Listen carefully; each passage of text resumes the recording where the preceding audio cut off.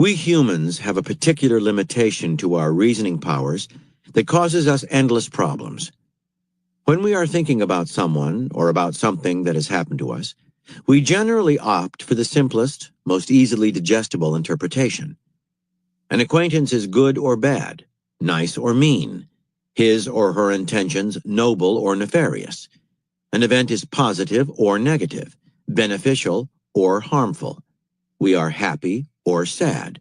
The truth is that nothing in life is ever so simple. People are invariably a mix of good and bad qualities, strengths and weaknesses.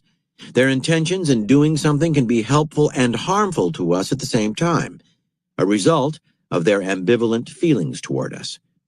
Even the most positive event has a downside, and we often feel happy and sad at the same time. Reducing things to simpler terms makes them easier for us to handle, but because it is not related to reality, it also means we are constantly misunderstanding and misreading. It would be of infinite benefit for us to allow more nuances and ambiguity into our judgments of people and events. This tendency of ours to judge things in simple terms explains why passive aggression is so devilishly effective as a strategy and why so many people use it, consciously and unconsciously. By definition, people who are acting passive-aggressively are being passive and aggressive simultaneously. They are outwardly compliant, friendly, obedient, even loving. At the same time, they inwardly plot and take hostile action. Their aggression is often quite subtle, little acts of sabotage, remarks designed to get under your skin. It can also be blatantly harmful. When we are the victims of this behavior, we find it hard to imagine that both things are happening at the same time. We can manage the idea that someone can be nice one day and nasty the next. That is just called being moody. But to be nasty and nice simultaneously, that confuses us. We tend to take these people's passive exterior for reality, becoming emotionally engaged with their pleasant, non-threatening appearance. If we notice that something is not quite right, that while seeming friendly they might be doing something hostile, we are genuinely bewildered. Our confusion gives the passive-aggressive warrior great manipulative power over us. There are two kinds of passive aggression. The first is conscious strategy, as practiced by Metternich. The second is a semi-conscious or even unconscious behavior that people use all the time in the petty and not-so-petty matters of daily life. You may be tempted to forgive this second passive-aggressive type, who seems unaware of the effects of his or her actions or helpless to stop, but people often understand what they are doing far better than you imagine, and you are more than likely being taken in by their friendly and helpless exterior. We are generally too lenient with this second variety. The key to using passive aggression as a conscious, positive strategy is the front you present to your enemies. They must never be able to detect the sullen, defiant thoughts that are going on inside of you. In 1802, what today is Haiti, was a French possession riven by a revolt of the country's black slaves under the leadership of Toussaint Louverture. That year, an army sent by Napoleon to crush the rebellion managed to seize Toussaint through treachery and ship him off to France, where he would eventually die in prison. Among Toussaint's most decorated generals was a man named Jean-Jacques Dessalines, who now surrendered to the French and even served in their army, helping them to put down isolated pockets of revolt and winning from them much appreciation. But it was all a ploy. As Dessalines squashed these remnants of the rebellion, he would hand over the weapons he captured to the French, but secretly, he always kept some of them back, stashing them away until he had quite a large armory. Meanwhile, he built up and trained a new rebel army in the remote areas where his assignment led him. Then, choosing a moment when an outbreak of yellow fever had decimated the French army, he resumed hostilities. Within a few years, he had defeated the French and liberated Haiti for good from colonial control. Dessalines' use of passive aggression has deep roots in military strategy, in what can be called the false surrender.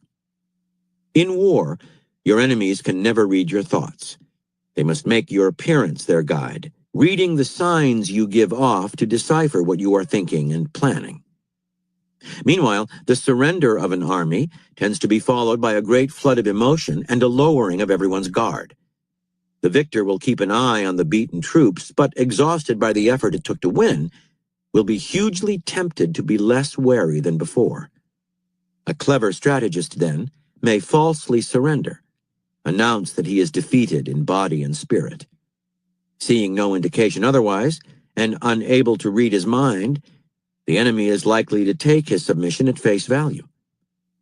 Now the false surrenderer has time and space to plot new hostilities.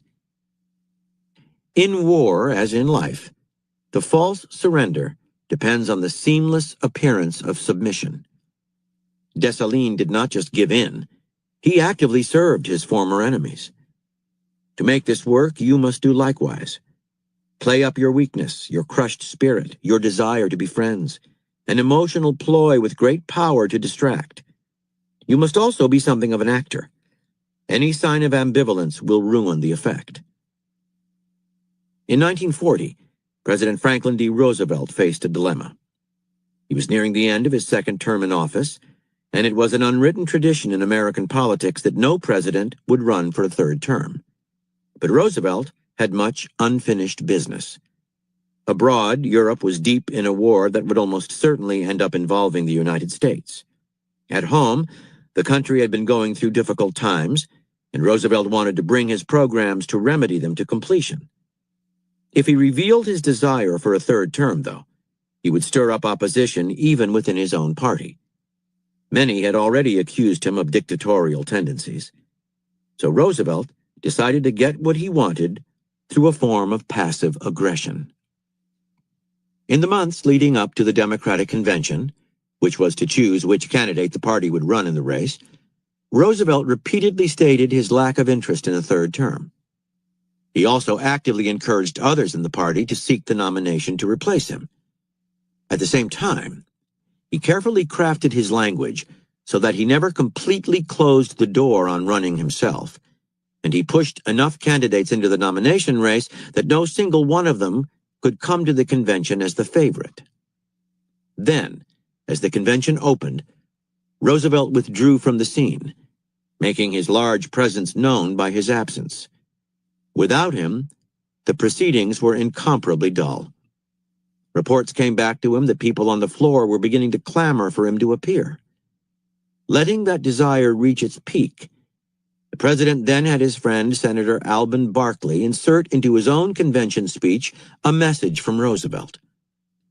The president has never had, and has not today, any desire or purpose to continue in the office of president, to be a candidate for that office, or to be nominated by the convention for that office. After a moment of silence, the convention floor began to ring with the delegates' cry, "We want Roosevelt." The appeal went on for an hour. The next day, the delegates were to vote, and chants of Roosevelt again filled the hall. The president's name was entered for the nomination, and he won by a landslide on the first ballot. Remember, it is never wise to seem too eager for power, wealth, or fame. Your ambition may carry you to the top, but you will not be liked, and will find your unpopularity a problem. Better to disguise your maneuvers for power. You do not want it, but it found it forced upon you. Being passive and making others come to you is a brilliant form of aggression. Subtle acts of sabotage can work wonders in the passive-aggressive strategy because you can camouflage them under your friendly, compliant front. That was how the film director Alfred Hitchcock would outmaneuver the metal